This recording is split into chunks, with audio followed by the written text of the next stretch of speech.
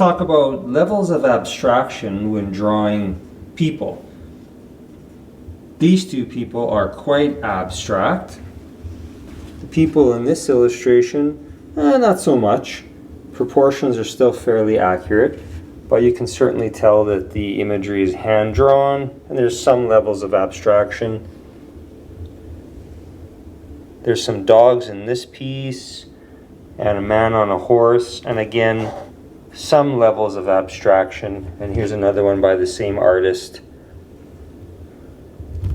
The initial drawing had some levels of abstraction, but then even how the values were added once color was added was abstracted a little because the artist simplified the addition of the values a little bit.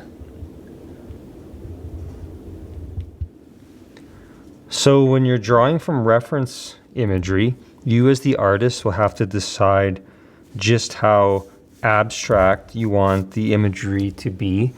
And sometimes abstractions just kind of happen on your own, meaning you're doing your best to pay attention to proportions, like how long is this leg that I'm drawing compared to, say, how long the shoe is, or the foot. And sometimes we don't get it just right. We make little boo-boos with proportions, but you know what? Sometimes that ends up being okay, because those inaccuracies lead to some really interesting abstractions. Other times we don't quite achieve what we had in mind, and so we feel like we want to make little corrections. And that's okay. Like maybe I actually I drew this leg a little bit thin, but I kind of like that shape, but what I want to exaggerate the length of it. And so I want to be careful with where I make this man's clothing start to appear. So I'm just going to raise that level a little bit, like where it's kind of like the hemline is of his clothing. So I just brought it up a little bit. Sometimes when artists are drawing, they purposely simplify. That's one of the steps of abstraction, or the components of abstraction, simplifying imagery. And so they simplify contours, smooth out contours. But I like that approach, but I also like contours. Like I like to sometimes emphasize expressive contours. So that's just an example of like a consideration that an artist has to make when considering what treatment of subject matter he or she will use, how things like contours will be handled.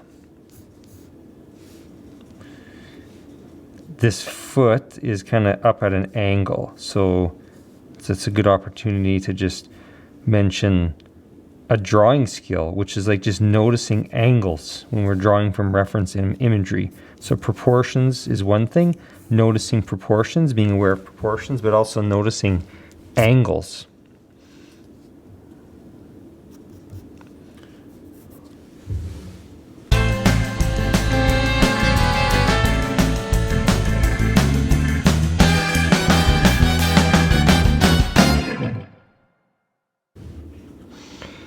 Some proportions that I can tell are a little bit inaccurate would be maybe the length of this arm here. There's a little bit of foreshortening taking place, but I feel like maybe the arm's a bit shorter than it should be, but I don't mind that, because along with the legs that are a bit too thin, those two little subtle inaccuracies actually give this drawing a really whimsical and interesting abstract quality.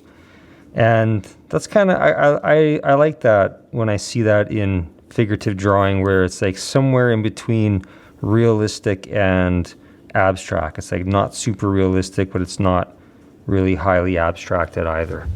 I would caution you when you're working on heads,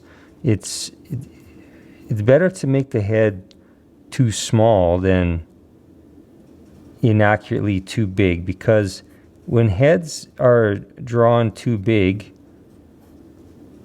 even on animals, it tends to make the living thing, whether it's an animal or a human, it tends to make them look cartoony. And that's a form of abstraction too, but it's not necessarily the level of abstraction that we're going for.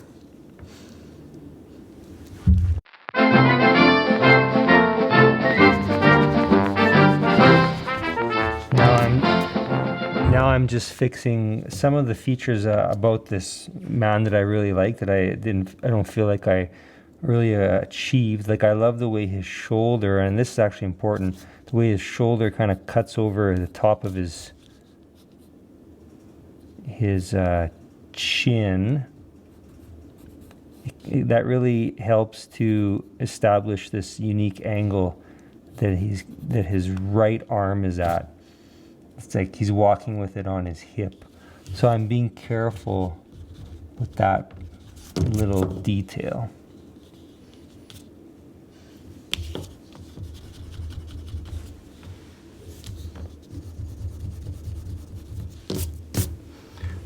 Okay, so there we go. So again, some proportionate inaccuracies, and maybe like here I notice this part of his arm is a little bit too long compared to the reference photo. I think his elbow is maybe should be a little higher up, but you know, maybe those little inaccuracies are, and the thin legs and the arm here that's a little bit too short, his right arm, those little inaccuracies are what give the drawing a unique abstract appearance.